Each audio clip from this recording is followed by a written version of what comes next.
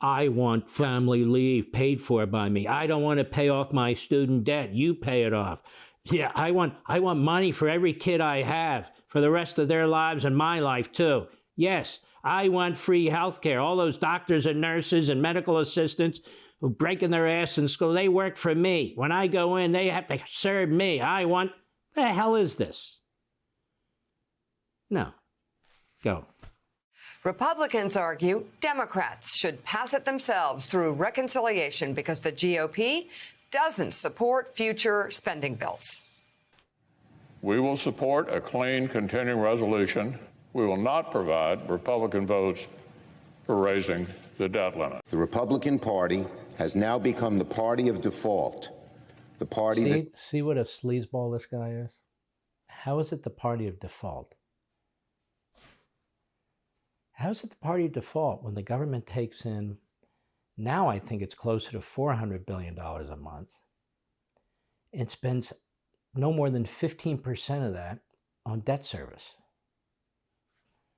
How is that the party of default?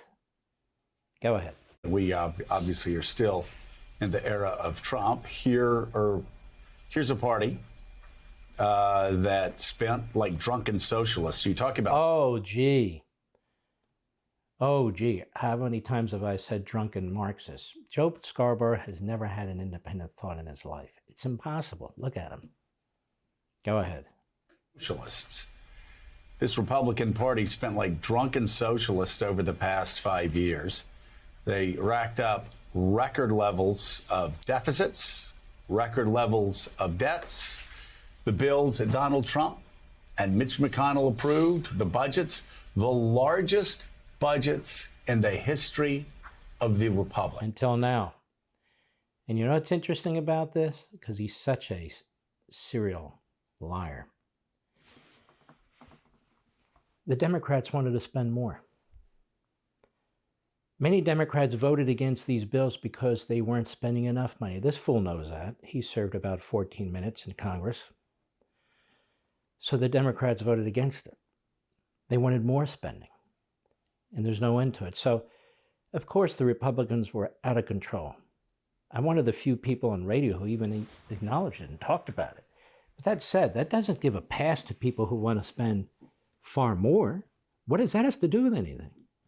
And again, the issue here is the debt ceiling.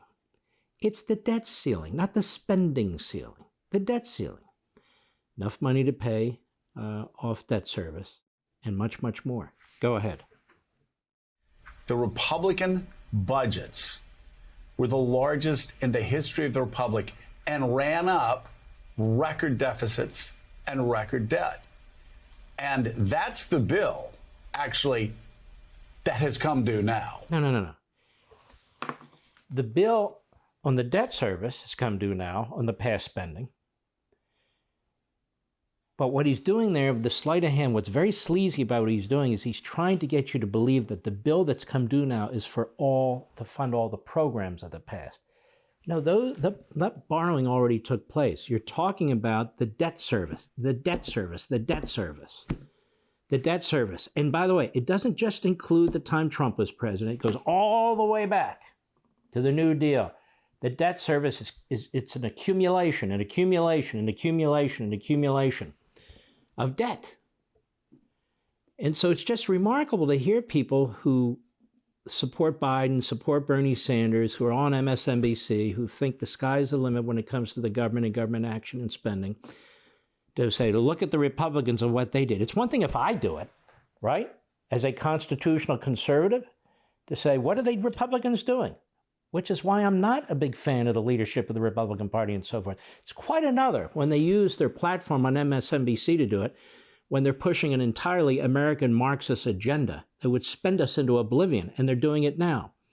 So we're not paying for past programs. We're paying for the debt service that's already been put in place. So we're not paying for the actual programs that are already passed.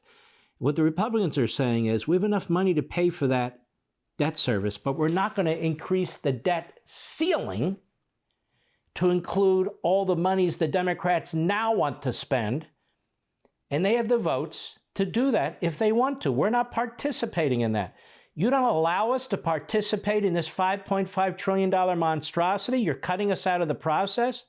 You're abusing the budget process, reconciliation and all the rest. You're using all kinds of trickery to do it.